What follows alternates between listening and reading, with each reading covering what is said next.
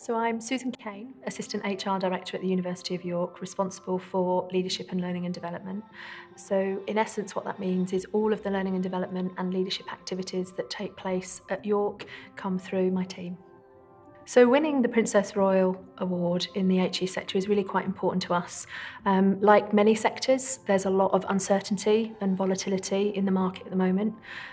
Increased competition, student expectations, challenges of Brexit. So inevitably, reputation is really critical for both attracting students and staff to the institution.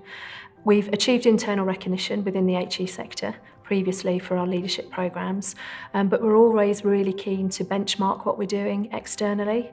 So to have that external recognition and validation from the Princess Royal Trust, particularly as the validation process was so robust, with interviews coming in, speaking to stakeholders, looking through our sample evidence, talking to delegates that had been on the programmes, was a real rich experience for us, and certainly something that's added value to us as a team. So we're using the award in quite a number of ways to attract both staff and students to York.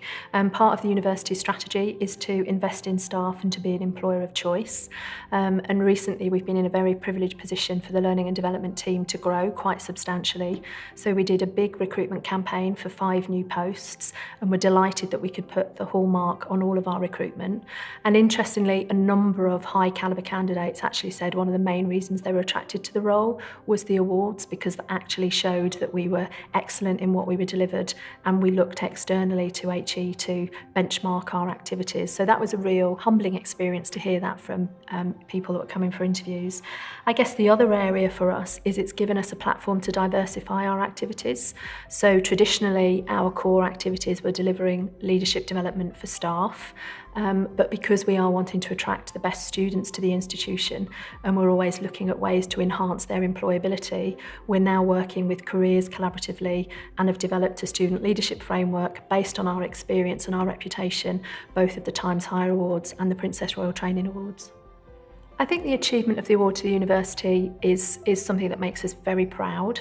As I mentioned, we've got validation from within the HE sector, but for a learning and development provision, there hasn't been any external validation. So to know that we're not just looking inwardly, we're looking externally, and benchmarking is really important. And it reflects our commitment to investing in our staff, not just from the point of view of delivering stuff, but making sure that what we deliver is of the highest calibre and is excellent, and that's been validated by the award. The top tips I would give to other companies that are considering applying for the Princess Royal Training Awards, first and foremost, is to be curious. I think actually have a look at the website, look at what the hallmarks are, look at the variety of companies that achieved the award in the inaugural year. I would also look at exploring the standards and seeing what those hallmarks are and the types of evidence you're looking for, because that will give you an insight to reflect on your own practice and also think about where you might put your application in. Talk to us, and any of the other 32 organisations I'm sure would welcome the opportunity to talk to you about the process of applying for the awards, and review the summaries on the website. There's a real nice synopsis of all of the 33 organisations and what they did and what their award focused on. So again, that may give you an indication as to where you put your award in.